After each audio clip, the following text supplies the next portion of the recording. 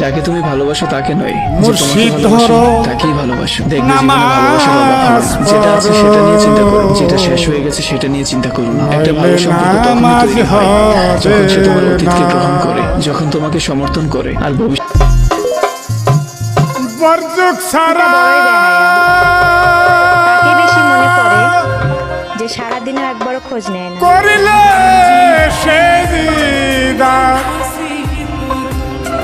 বরযুগ সারা করিলে সে দিদা কোনো ফল সেই পাবে না। মুর্শিদ ধরো নামাজ পড়ো নইলে নামাজ হবে না। মুর্শিদ ধরো নামাজ পড়ো নইলে নামাজ হবে না।